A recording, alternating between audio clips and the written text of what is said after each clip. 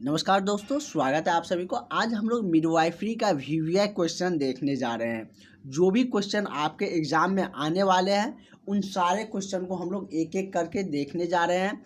और जैसे कि आप सबको पता है कि मिडवाइफरी बहुत ज़्यादा पूछे जाने वाला टॉपिक है आप लोगों के एग्ज़ाम में, इसलिए हम लोग इसमें ज़्यादा क्वेश्चन कर रहे हैं। हमने आपको एक PDF से लगभग 300 क्वेश्चन आसपास कराए थे, इसमें से भी कुछ करवाएंगे और बहुत जल्द नया टॉपिक भी हम लोग स्टार्ट करने जा रहे हैं। हो सकता है तो 2 दिन बाद आप लोगों को नया टॉपिक स्टार्ट हो जाएंगे। इसलिए जो भी कैंडिडेट अभी तक क्लास नहीं ज्वाइन किए हैं वो सारे कैंडिडेट इस नंबर पर कॉल करके 70 50 87 29 96 इस नंबर पर कॉल करके व्हाट्सअप करके आप लोग क्लास में ज़रूर जुड़ जाइए। बहुत ही इम्पोर्टेंट सीरीज आप लोगों का चल रहा है। तो चलिए हम लोग बिना देरी किए हुए क्लास को आगे कंटिन्यू करते हैं। PDF भी आप लोगों को ग्रुप में मिल जाएगा। कह रहा है हम लोगों का क्वेश्चन कि सामान्य गर्भाशय का वजन ... ग्राम होता है। जो नॉर्मल गर्भाशय होता है उसका वजन कितना होता है।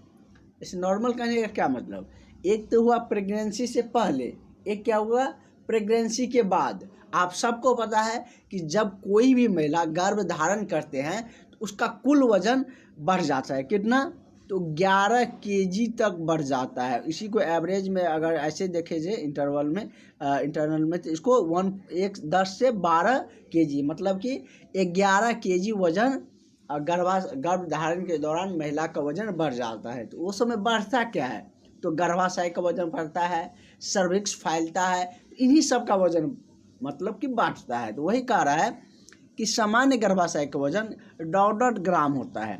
तो सामान्य जो गर्भाशय होती है, जो नॉर्मल डिलीवरी से पहले होती है, उसका वजन कितना होता है, तो 60 ग्राम होता है। कितना? 60 ग्राम होता है। उसके बाद गर्भ धारण करने के बाद इसका वजन बढ़ने लगता है धीरे धीरे। ठीक है, इसके हमने डिटेल्स में बता भी दिए। इसका करेक्ट आंसर ऑप्शन नंबर आपका बी हो जाएगा। नेक्स्ट हम लोग चलते हैं। कह रहा है कि निम्नलिखित में से कौन सी पेल्विस हृदयाकार होती है। हृदय का आकार आपको पता है कैसा है, ये आप सबको पते हैं कि मतलब कि हृदय का हमारा हार्ट है उसका क्या आकार है। तो वही कह रहा है कि ऐसा कौन सा पेल्विस है जिसका हृदय आकार होता है। मतलब पेल्विस जो हमारे बॉडी में है उसका आकार हृदय जैसा है। तो कौन से पेल्विस है, तो एंड्रॉयड जिसको बोलते हैं, एंड्रॉयड कह सकते हैं, वो पेल्विस ऐसा होता है जिसका आकार हृदयाकार होता है। कैसा होता है, तो हृदय के आकार जैसा इनका आकार होता है इस पेल्विस का। ठीक है, तो करेक्ट आंसर आपका ऑप्शन नंबर सी हो जाएगा। ठीक है, और यहाँ वाला ऑप्शन से आप लोग कंफ्यूज मत करिएगा, ये ऊपर में जो लिखा रहा है ये पहले वाला का आंसर दिखा रहा है। अब स्किप करेंगे तो फिर ये आ जाएगा। ठीक है, अगला है कि अलग अलग मासिक धर्म में निकलने वाले 2 अंडों का निषेचन क्या कहलाता है। कह रहा है कि अलग अलग मासिक धर्म में जो निकलने वाला 2 अंडे है उसका जो निषेचन होता है, फर्टिलाइजेशन होते हैं, तो वो क्या कहलाता है। सुपर फेटेशन या सुपर फेंडेशन या फेटस पेपिरेसिस या फेटल एकार्डिएक्स।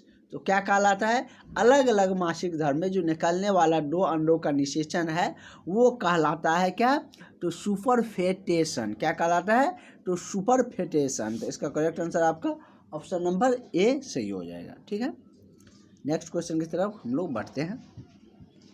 आपका अगला क्वेश्चन है, कह रहा है कि 2 अलग अलग क्या है, उसी से रिलेटेड है। 2 अलग अलग अंडे का मतलब कि वही क्वेश्चन है, और इसमें ज़्यादा कंफ्यूज मत करिएगा।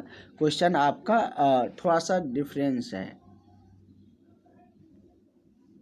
क्या कह रहा है कि 2 अलग अलग अंडे जो एक ही मासिक धर्म में निकलते हैं उसका निषेचन क्या कहलाता है। ये क्वेश्चन क्या कर रहा था, तो सेम ही क्वेश्चन है कि मतलब कि अलग अलग मासिक धर्म में जो निकलने वाले 2 अंडों का निषेचन, यहाँ पर सिर्फ निषेचन है। तो मतलब कि आप लोग कंफ्यूज मत करिएगा। ठीक है, आंसर वही होगा। नेक्स्ट क्वेश्चन की तरफ बढ़ते हैं। हम लोगों का अगला क्वेश्चन कह रहा है कि गर्भ अवस्था में एक महिला जिसके योनि से खून बह रहा है, पेट का निचला भाग में दर्द है। ठीक से सुनिएगा क्या कह रहा है कि अगर गर्भ अवस्था में है कोई महिला, अगर उसके योनि से ब्लीडिंग हो रहे हैं, और आप सबको जैसे कि पिछले क्लास में हम लोग देखे थे कि द्वितीय जो प्रसव के दौरान मतलब कि ब्लीडिंग आना शुरू हो जाता है, मतलब कि आते हैं। वही कह रहा है कि मतलब गर्भ अवस्था के दौरान महिला के यदि योनि से ब्लीडिंग हो रहा है, खून बह रहा है, और पेट के निचले भाग में दर्द हो रहा है, और एमनियोरिया अवधि की तुलना में गर्भाशय का आकार छोटा है। कह रहा है कि एमनियोरिया अवधि की तुलना में जो गर्भाशय है उसका आकार छोटा है, तो इस महिला का निदान कैसे होगा? गर्भपात के जरिए या पीपीएच या पीआईडी के द्वारा। तो किसके द्वारा इसका निदान होंगे? तो ये जो निदान है वो गर्भपात के माध्यम से होगा। कैसे होगा? तो गर्भपात के जरिए। तो इसका करेक्ट आंसर क्या हो जाएगा? ऑप्शन नंबर आपका ए सही हो जाएगा। ठीक है, नेक्स्ट क्वेश्चन पे हम लोग चलते हैं। अगला क्वेश्चन आपका कह रहा है क्या है कि एक्लैम्पसिया के बारे में हम लोग एक क्वेश्चन इससे रिलेटेड देखे भी थे पिछले वाले पीडीएफ से। हम लोग क्लास जब कर रहे थे मिडवाइफरी का, तो उसमें भी हम लोग कवर किए थे। कह रहा है कि एक्लैम्पसिया का प्रबंध के लिए पसंदीदा दवा कौन सा है? डायजेपाम या एप्सोइन या मैग्नीशियम सल्फेट या लाइवलाल। मैग्नीशियम सल्फेट MgSO4 जिसे आप लोग जानते हैं, भली बात इनसे परिचित होंगे। तो यही क्या है कि एक्लैम्पसिया के प्रबंध के लिए पसंदीदा दवा कौन सा है? तो मैग्नीशियम सल्फेट MgSO4। ठीक है, इसका करेक्ट आंसर आपका क्या हो जाएगा? ऑप्शन नंबर सी हो जाएगा। नेक्स्ट क्वेश्चन पे पढ़ते हैं। हमारा अगला क्वेश्चन क्या कह रहा है? नेक्स्ट क्वेश्चन कह रहा है कि सबसे सामान्य प्रकार की जो एक्टिपिक गर्भ अवस्था है, कह रहा है कि सबसे जो सामान्य प्रकार के एक्टोपिक जो गर्भ अवस्था है वो मतलब कैसे है? ट्यूबल गर्भ अवस्था या डीप ग्रंथित गर्भ अवस्था या पेट की गर्भ अवस्था या गर्भाशय ग्रीवा गर्भ अवस्था। तो जो सबसे सामान्य प्रकार की एक्टोपिक गर्भावस्था होती है, मतलब गर्भावस्था का बहुत सारे प्रकार है, यहाँ पर सामान्य प्रकार आया है, तो उसके बारे में भी हम लोग डिटेल्स में चर्चा करेंगे। कह रहा है कि जो सामान्य प्रकार के एक्टोपिक गर्भावस्था है उसको क्या कहा जाता है, मतलब कि वो कौन से गर्भावस्था के अंतर्गत आते हैं या क्या कहे जाते हैं? तो इसमें जैसे क्या कहा जाता है उसको, तो ट्यूबल गर्भावस्था कहा जाता है। क्या कहा जाता है? जो ट्यूबल गर्भावस्था। तो करेक्ट आंसर आपका ऑप्शन नंबर आपका ए सही हो जाएगा। नेक्स्ट क्वेश्चन आपका कह रहा है कि एक्टोपिक गर्भावस्था के लिए उत्तरदायित्व कारण क्या है? अभी हम लोग क्या देखें? तो अभी हम लोग देखें कि एक्टोपिक गर्भावस्था का सामान्य प्रकार कौन है। तो ट्यूबल गर्भावस्था देखें। अब उसी से रिलेटेड क्वेश्चन है, क्योंकि जहाँ एक पॉइंट है वहाँ से बहुत सारा क्वेश्चन फ्रेम किए जाते हैं, तो इसीलिए आपको एक जो भी पॉइंट है उससे जो भी क्वेश्चन फ्रेम किए जा सकते हैं आपके एग्जामिनर के द्वारा, वो सारे क्वेश्चन आपको एक साथ मिलेंगे ताकि आपको कन्फ्यूजन कम रहे। उससे रिलेटेड सारे क्वेश्चन आपको एक जगह रहेंगे, तो आप उसको अच्छे से रिलेट करके समझ के उसको याद रख सकते हैं। वही कह रहा है कि एक्टोपिक गर्भावस्था के लिए उत्तरदायित्व कारण क्या है? पीआईडी मतलब कि जैसे कि पी ऐसे भी लिखा रहेगा, पीआईडी या इंट्रायूटेराइन डिवाइस या ट्यूबल रेक्टोरेक्टिक सर्जरी या उपयुक्त सभी। तो एक्टोपिक गर्भावस्था के लिए जो उत्तरदायित्व कारक है वो पीआईडी भी है, इंटरयूटेराइन डिवाइस भी है, जिसको हम लोग क्या आईयूडी के बारे में हम लोग जाने थे ना, बहुत डिटेल्स में हमने आपको आईयूडी के बारे में बताए थे कि किस तरीके से आईयूडी का प्रवेशन किया जाता है गर्भाशय में, वजीना के माध्यम से प्रवेशन करवाया जाता है गर्भ अवस्था को रोकने के लिए। आईयूडी के बारे में हम लोग वहाँ पर बहुत सारी चर्चा किए थे, लगभग 2 क्लास पीछे भी चर्चा किए थे एक बार, और उसके बारे में डिटेल्स में बताए थे।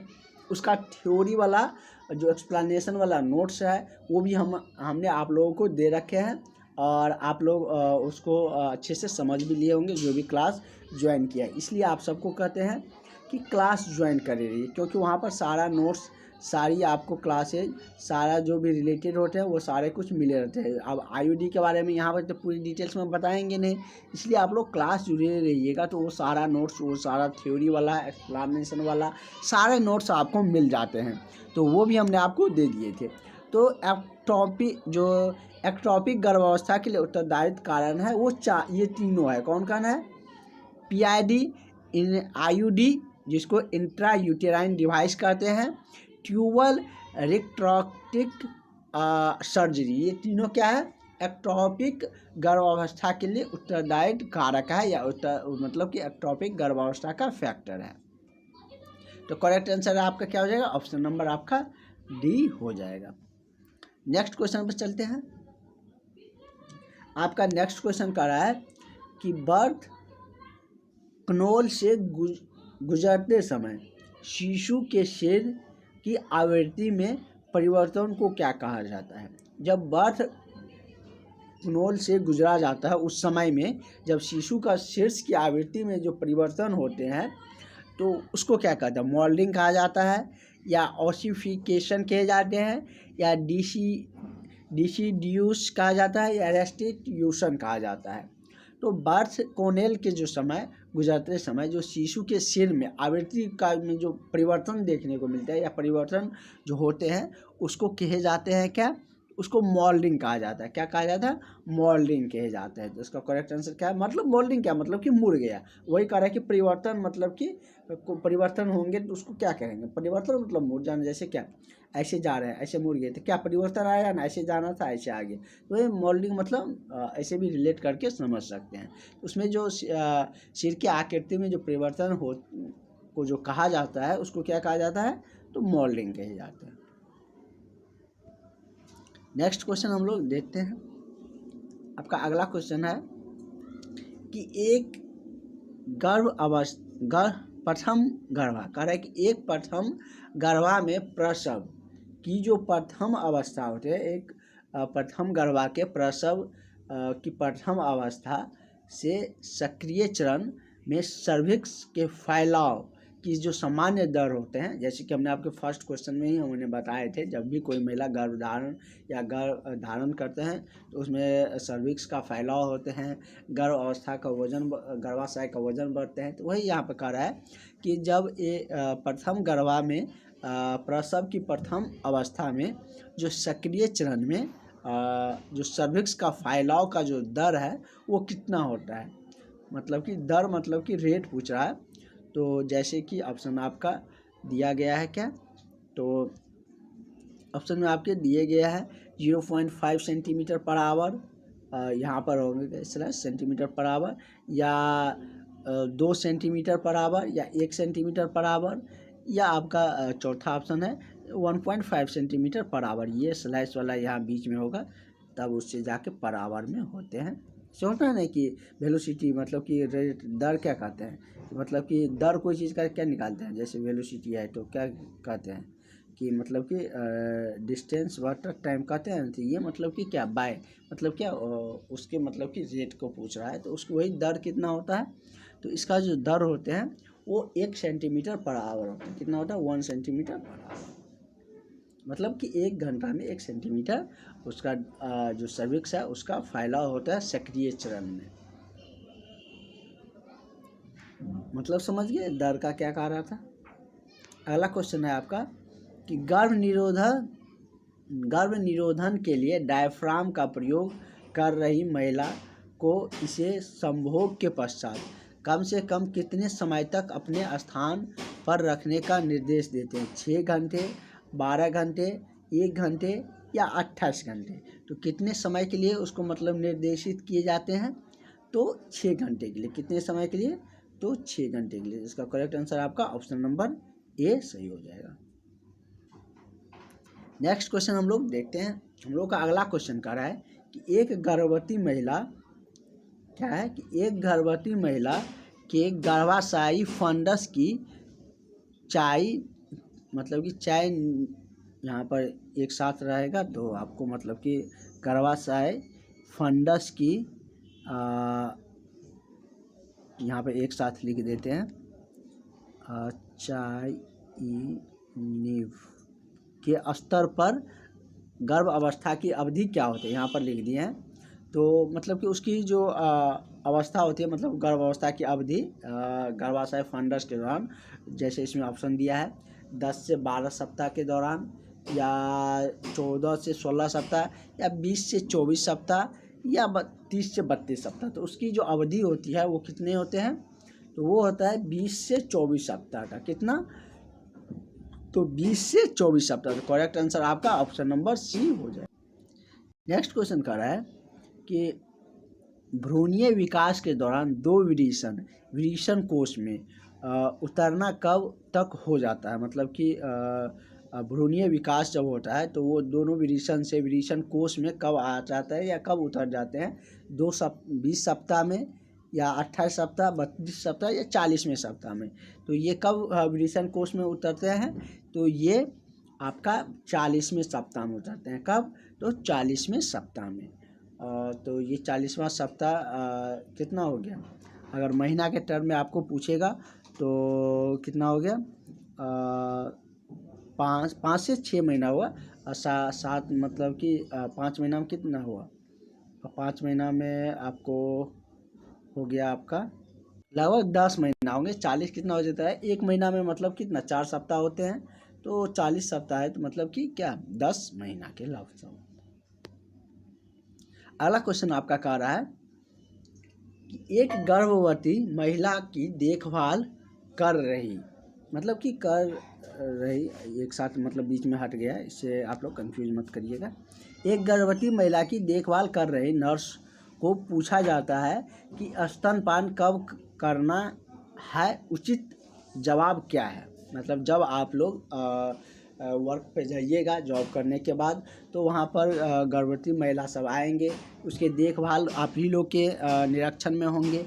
तो उसको मतलब कब आप लोग सलाह दीजिएगा स्तनपान कराने का, तो कितने मतलब जैसे प्रसव हुआ है तो प्रसव के कितने समय बाद स्तनपान कराना उपयुक्त होते हैं, कब तक करवाना चाहिए, ये सब के बारे में भी हम लोग चर्चा कर चुके हैं। एक बार फिर से यहाँ पर बता देते हैं।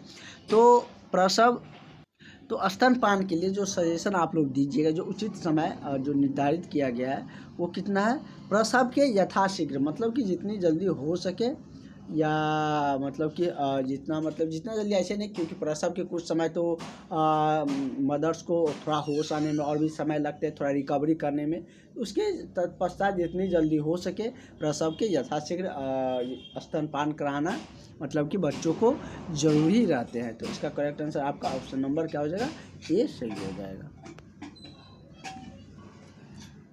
उसके बाद है डोपलर साहब ने हृदय के जो गति दर से मापने के लिए और भी बहुत सारा चीज़ें श्वास के इक्विपमेंट के लेकर अपना नियम भी बहुत सारे दिए थे।